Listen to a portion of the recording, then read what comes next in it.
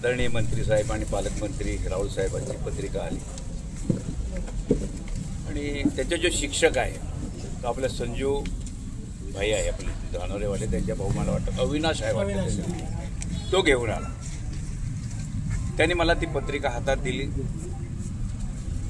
आणि सांगितलं की साहेबांनी सालाबादाप्रमाणे तुम्हाला प्रथम पत्रिका द्यायला सांगितली आहे आणि ते प्रथम देतात आणि माझ्याशी फोनवर बोलायला लावायचे. काय झालं ते कावळ्याचे बसायचे आणि फांदी तुटायची. डॉक्टर वाणी येऊन तिथे आता बसले, डॉक्टर वाणी येऊन तिथे बसले, तिथे बोलले. म्हटलं साहेब नमस्कार. नमस्कार म्हटलं फार दिवसाने काय पण माझी तुम्ही आठवण काढली. तर ते काय बोलले, माझ्या हृदयाच्यातला आठवणीतले व्यक्ती तुम्ही आहे. काय म्हणले ते, माझ्या आठवणीतले व्यक्ती तुम्ही आहे, हृदयातल्या आठवणीतले व्यक्ती तुम्ही आहे. एखाद दिवशी भेटायलाच चल म्हणे, काय बिघडत नाही, पक्ष नाही म्हणून काय झालं या. म्हटलं उद्या येतो ना साहेब. म्हटलं कशाला मग, उद्या दिवाळीचे शुभेच्छा द्यायला तुम्हाला येतो की. डॉक्टर पाटील तिथे बसलेले होते. योगायोग ह्या ती फांदी काय वरती आली, तुटली ती तुटलीच. तर मग ठीक आहे येतो साहेब होते, पण ते 10 वाजेपर्यंत आहे ना, तर मला बाहेर जायचं आहे असंही बोलले ते. येतो सर म्हटलं. तर थोडं आम्ही लेट झालो. तर माझीच गाडी घेतली मी, डॉक्टरांची गाडी घेतली नाही. डॉक्टर तिथेच बोलले होते काल मग तुम्ही जाणार आहे का उद्या. म्हटलं यस मी जाणार आहे. तर मग मलाही साहेबांना भेटायला जायचं होतं.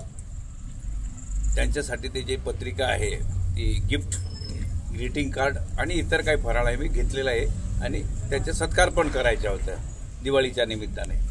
ते मी येतो म्हटलं चालेल, मला काय नाही. असं म्हटलं तोळद्यावाल्याने मला एक मंदिरामध्ये दगडाच्या देव म्हणून बसवून दिला आहे. प्रश्न येत नाही, कोण नारळ फोडतो, कोण पेढ वाटतो, कोण फराळ देतो, कोण आशीर्वाद मागतो. ते त्याच्यातला एक प्रकार समजून घ्यायचा. चला माझ्या गाडीत नाही तुम्ही. गेलो आम्ही.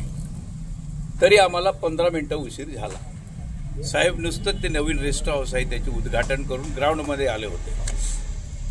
मला पाहिल्यावर ते होते, दादा दादा दादा या या या या या तुम्ही खास माझे ठेवणीतले आहे म्हणे. सत्कार बिकार केला.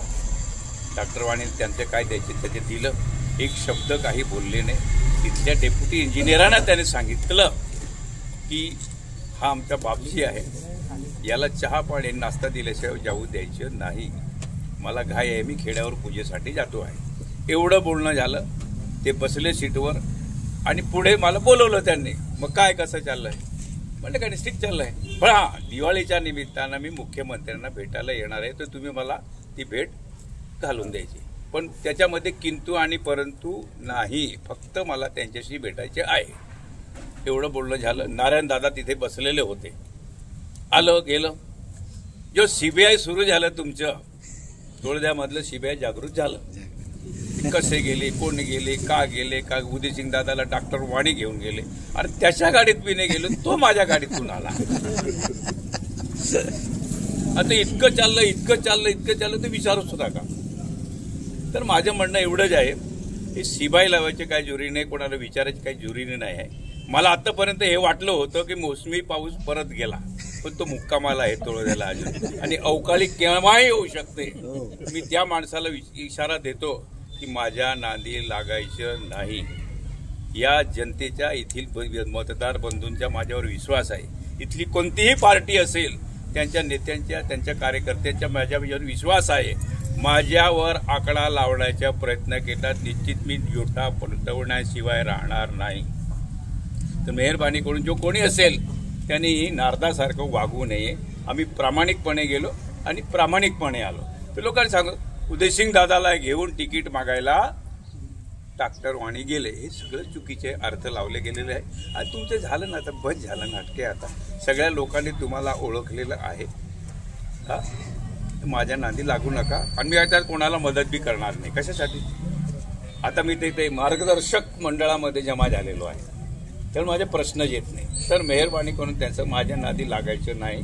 नाही तर मीही काहीही करू शकतो तोळद्यामध्ये, एवढी ताकद आहे माझ्यात. त्या माणसाला मी तो इशारा देतो.